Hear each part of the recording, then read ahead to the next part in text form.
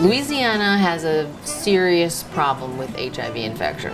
It's a public health emergency, and we've been identifying laws and policies that are actually fueling the epidemic rather than helping to control it.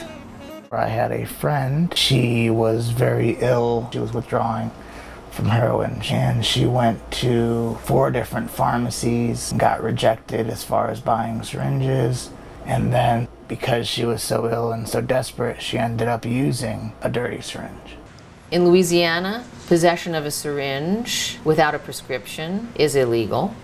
Now, this is a state that has 45,000 injection drug users.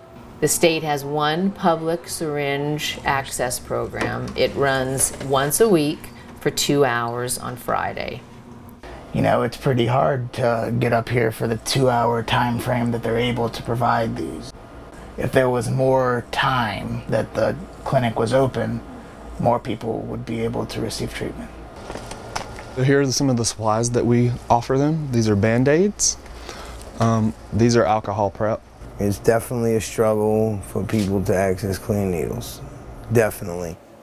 This is the only place I go to for clean needles. It's the only place I know of to get clean needles. You can't buy them in the store, which I think is kind of stupid. There's no question that having needle exchange clinics in communities where individuals are using intravenous drugs are incredibly important. It's without question that HIV is very highly transmissible through used needles. There are several underground syringe access programs, and they are doing the work that the public health authorities should be doing. Typically, I bike ride for all of my exchanges, but we have been getting so many calls that usually there's one day a week where I borrow a car and just try to get out to all of them. Hi, I was forgetting if I was right to be on Barone. And I work for the New Orleans Harm Reduction Network. We are all volunteer run. Most of our programming is distributing syringes to people who are using. Hey. Yeah. We're real. I appreciate it, girl. Of course. We do see a lot of people with HIV, hepatitis, and we just recognized a need with our community. Syringe exchange programs are not legal in the state of Louisiana. So for 22 years, we've operated underground. And I say underground only because I can't just pull up in a car or a van and just set up and have people line up so they can get what they need. Well, right now what I'm about to do, this is what I call one of my gatekeepers' house in the neighborhood. So I need to deliver her supplies for her to have for the neighborhood. Knock, knock. So how you doing today? I'm doing fine. All right, I got your supplies today here. And I'm gonna give you the papers so I can show you so you can know exactly how I want the papers did.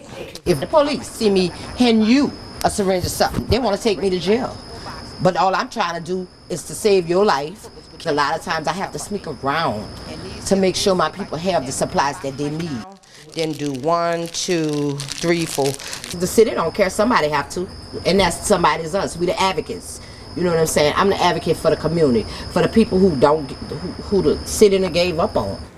In other cities in the United States and globally, there are syringe access programs which ensure that injection drug users have clean needles to use, and in those cities that have those programs, they have been able to reduce the rates of HIV infection significantly.